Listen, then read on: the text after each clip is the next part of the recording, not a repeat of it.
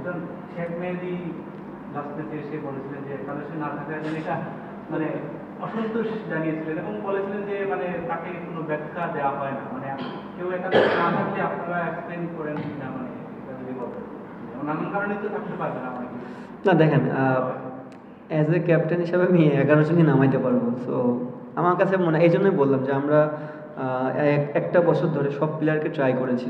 আপনি কাউরে খারাপ বলতে পারবেন না।